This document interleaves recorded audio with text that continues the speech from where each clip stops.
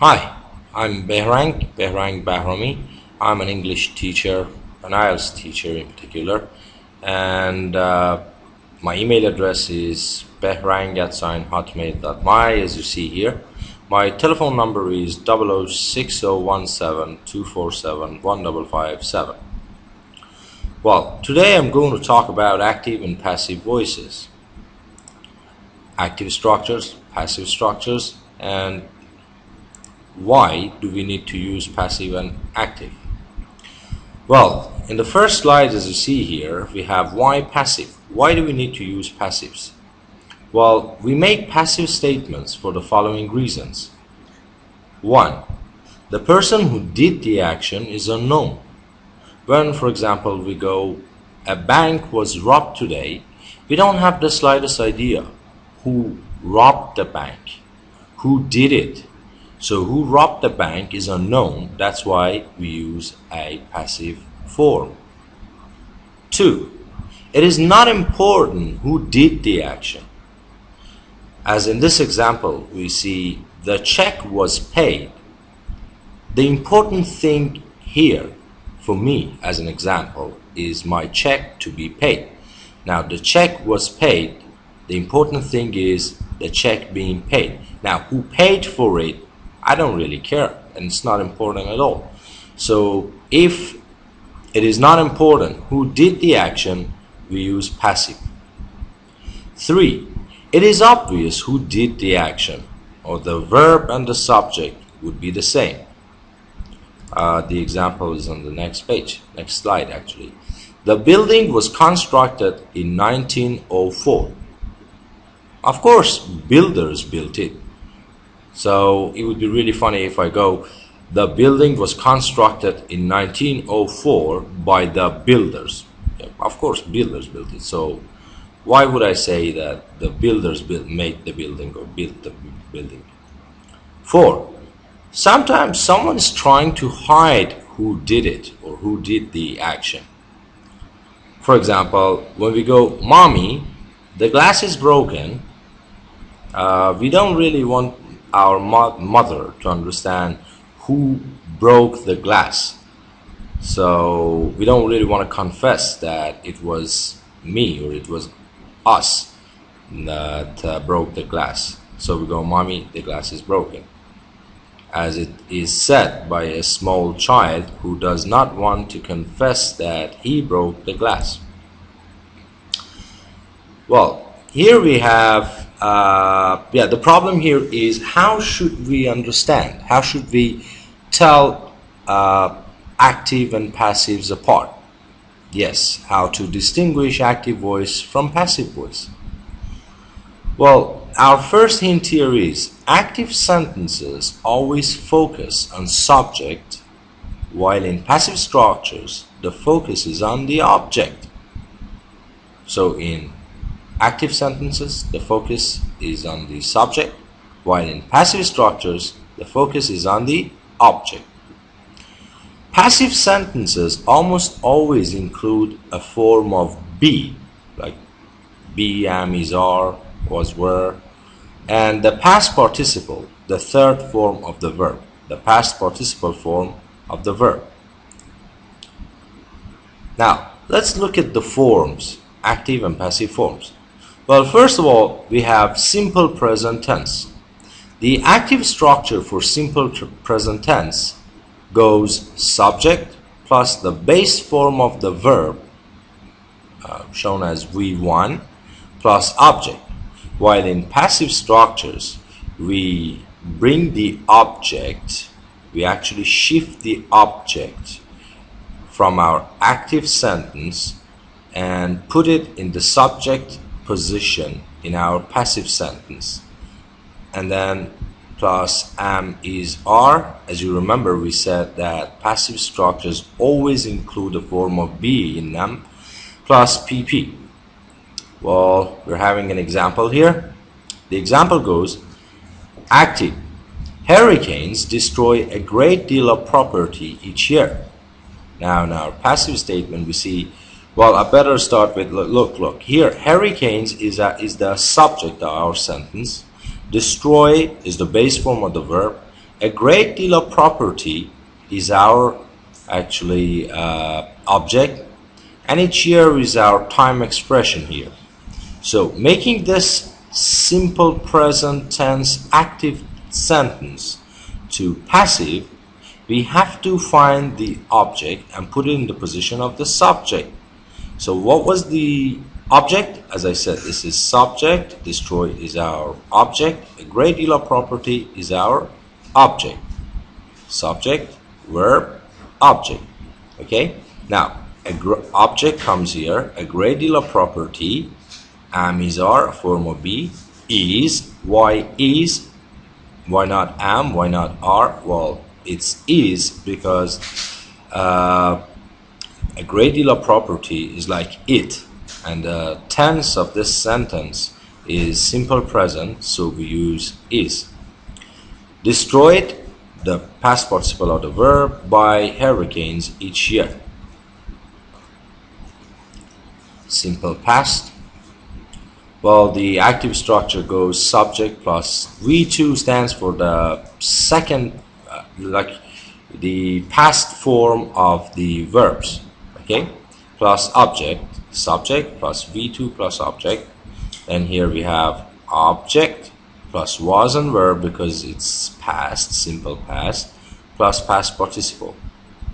Look at the example here. The tornado destroyed 30 houses. Well, first step, what's the tense in this sentence? It's simple past tense because of ed here. The past form of the verb shows that. 30 houses is our object and the tornado is our subject. So we don't have nothing to do with the tornado here. And first of all, we pick our object, bring it to the beginning of the sentence in passive, 30 houses. Now, houses is a plural noun, so between was and were, we'll choose were, destroyed as PP by the tornado. Next, present continuous. Active structure in present continuous is like subject, am, is, are, plus verb, plus ing, and finally object. While in passive, we have object, plus am, is, are, plus being, plus pp. The example here shows the committee is considering several new proposals. Passive structures becomes several new proposals are being considered by the committee. Past continuous. Well, in past continuous, we have subject plus was, were, plus ing form of the verb plus object. In the passive structure here, we have object plus was, were, was or were, plus being plus pp. As an example here, the boy was throwing the ball. Passive becomes the ball was being thrown by the boy. Present perfect. Subject plus have, has, plus pp plus object in the active structure. Object plus have or has plus been plus pp in the passive part. So the example goes, the company has ordered some new equipment. Passive, some new equipment has been ordered by the company. Past perfect now.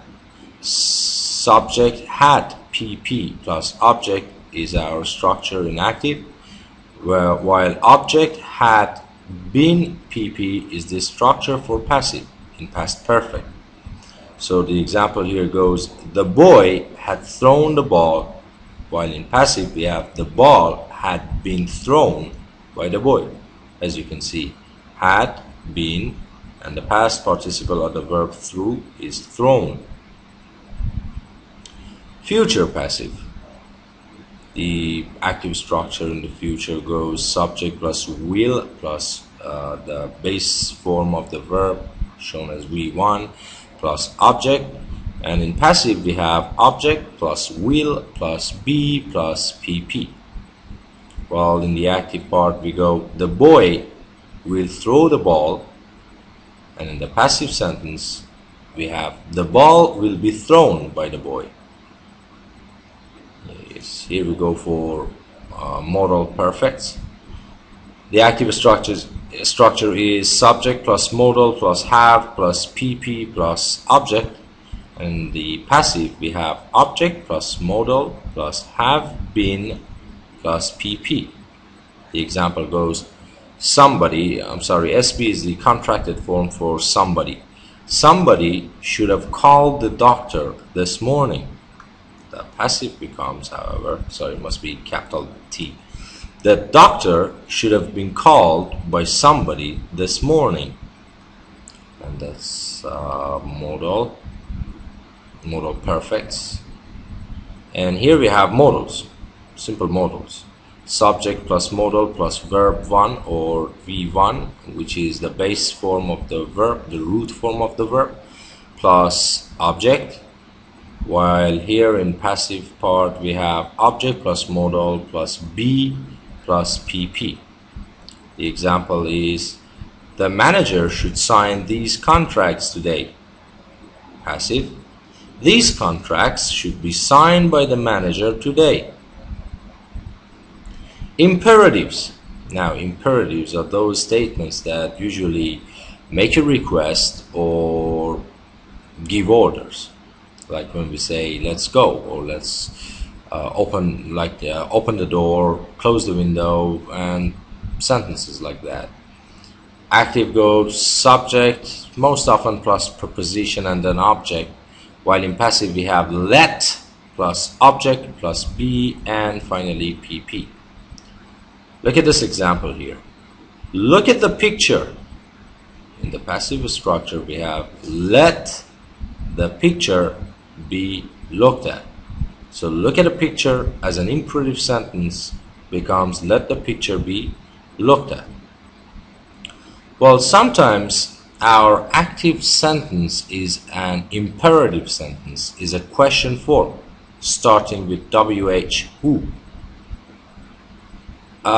If you have that sort of sentence, you're actually going to substitute who with actually by whom, and then plus be, object, and PP. Look at this example. Who punished him? Who punished him? This is an active sentence. Who punished him? In passive, we go by whom was he punished? Why do we use was? Because the structure shows that the active sentence is in past tense. It's in simple past tense.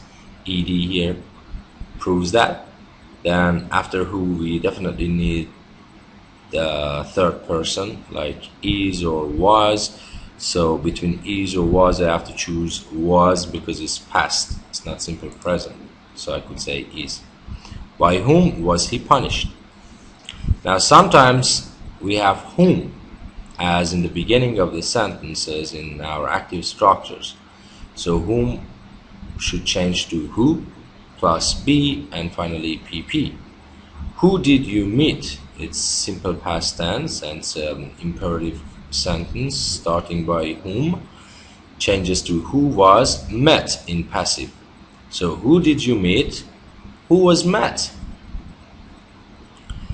Now gerund.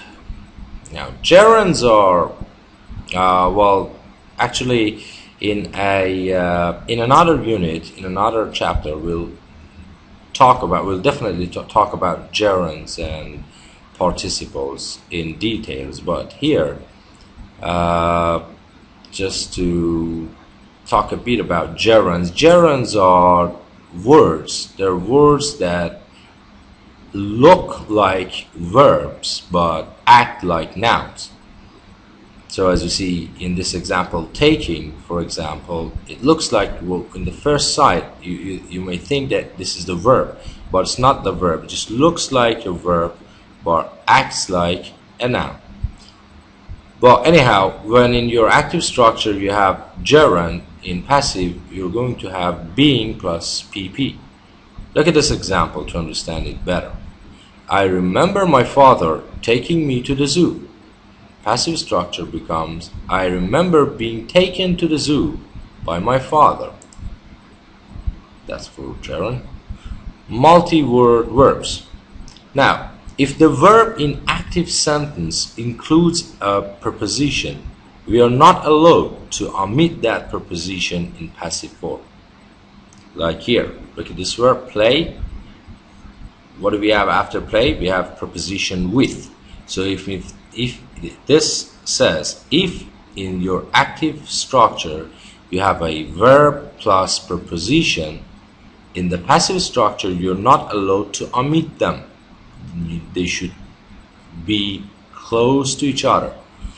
So when we go, he played with cards, in the passive form we have to go, cards were played with.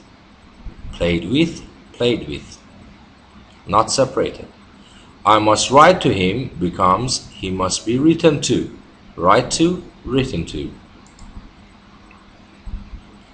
Now, make when it means force. I repeat, make only when it means force. See here, help plus infinitive. If in passive form two verbs happen to immediately follow one another, a preposition such as to will be essential, except for let, because let has no passive form, so we have to use a passive form of allow, permit, or give permission. In case our verb is let. Look at these examples here. Active goes, he made me work. Made here means for. It actually means for. So I was made to work is the passive. So when I go, he made me work, means he enforced me to work. So in the passive structure I go, I was made to work. I put a preposition here. And sometimes, yeah, as I told you, if the verb is let, because there is no passive form for the verb let, we can't just add a preposition like to and finish it. No, we kind of have to put a form of allow, permit, or give permission instead of that. So I was allowed, or I was permitted, or I was given permission to leave. Intransitive verbs. Verbs with no direct object, we call them intransitive verbs. Verbs with no direct object or direct objects, intransitive verbs, cannot be used in the passive.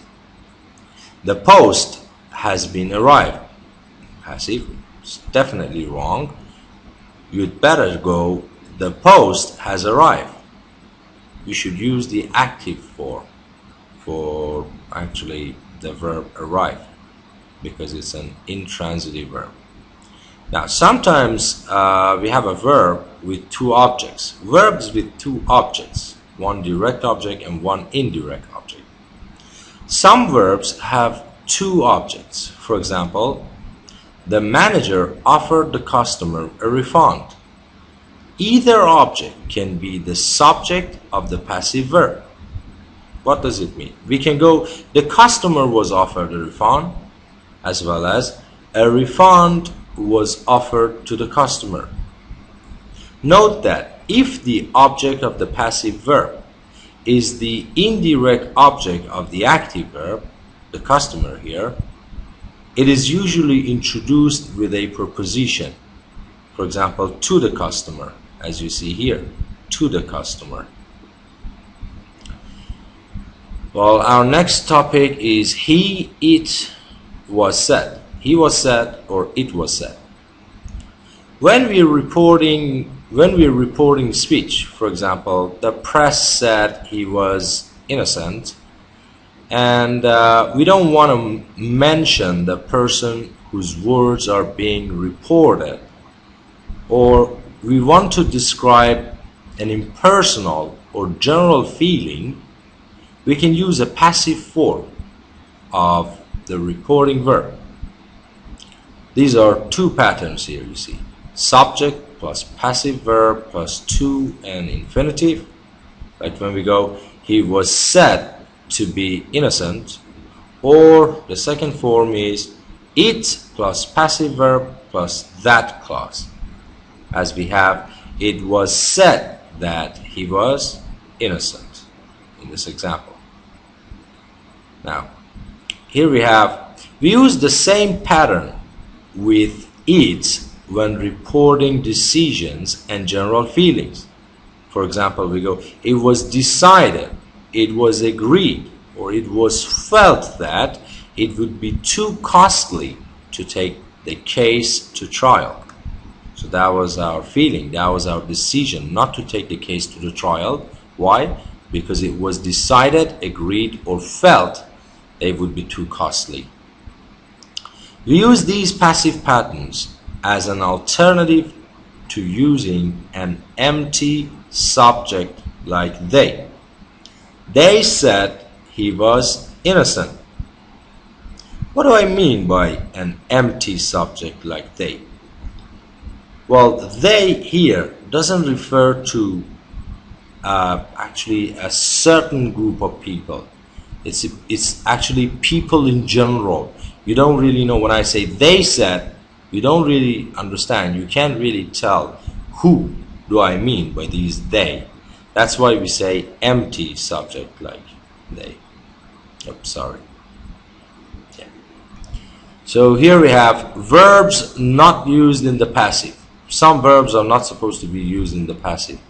Certain verbs describing states, we call them stative verbs, such as have, when it means own, be, belong, lack, resemble, and seem, cannot be made passive.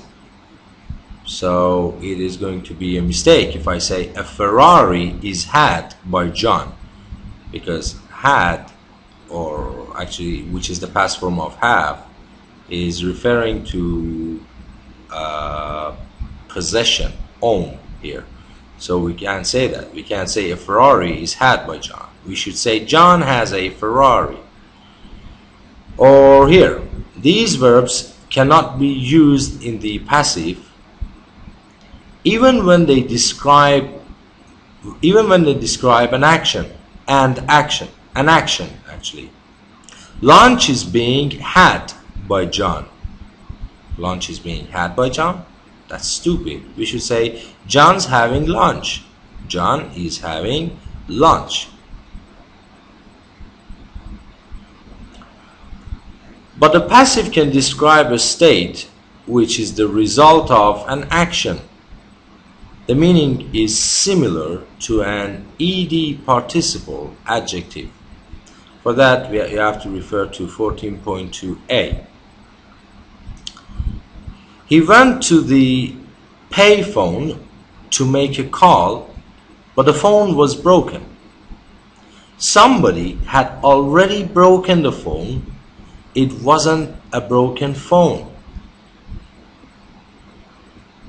Verbs followed by to plus infinitive usually cannot be made passive. When we go, your questions are refused to answer, it's definitely wrong. Verbs followed by to plus infinitive usually cannot be made passive. Can't make it passive. Verbs followed by to, verb followed by to plus infinitive cannot be passive. So I refuse to answer your question. You can't say your questions are refused to answer. No, you should go, I refuse to answer your questions. Verbs are wanting and liking. For example, want, love, hate, plus object and infinitive cannot be made passive. So it's a mistake if I say he was wanted to leave. No, you should go, she wanted him to leave. You can't make it passive. Passives with get. In informal English, get can be used as an alternative to be in passive forms which describe actions. We often use get to describe an unusual or unexpected action. For example, when I go, how did he get hurt? It means, how was he hurt? Or when I go, his hand got trapped into the car door, it means his hand was trapped. Okay, so we cannot use get to describe states. This is a very, very important hint here. We cannot use get to describe states. Alright, so as an example here, it would be a silly mistake if you say that house gets owned by my uncle. No, we should go that house is owned by my uncle, which is a state. So describing states, do not use get, passive. Well, here I have prepared some questions for you, so if you have actually learned whatever I said earlier, you should be able to answer these questions. Well, actually, I promise you to come up with the answers to these questions in the coming videos, but for the time being, I just read the questions for you. Well, here you have to make these sentences passive, so they're all active, you have to make them passive. 1. I can answer this question. 2. He must prepare for his English test. 3. The kids need not to buy bread. 4. Has anyone done this already? 5. Someone must feed the cat. 6. I have already paid for your new bike. And here we have some alternatives, A, B, C, D. 1 goes, is he A, B, been, C, being, D, will be arrested as we speak. 2 goes, all these houses will be, are being, has been, or have been neglected for decades. And 3 goes, there's no question that they have been, will be, had been, or will have been delighted when they see her tomorrow. 4 goes, the building would being, has been, or will be left unoccupied since 1950. Question number 5 is, the children are, have, was, or had taken to school by bus every day. And finally, in our last slide, we have question number 8, which goes, how many times have you been, had, be, or have your house broken into? And finally, I'm sorry, you can't come in at the moment, because we have had, will have, had, are having the house decorated right now. Okay guys, I really hope you enjoyed this first video of mine, and I would like to thank you all for watching this video. Thank you very much.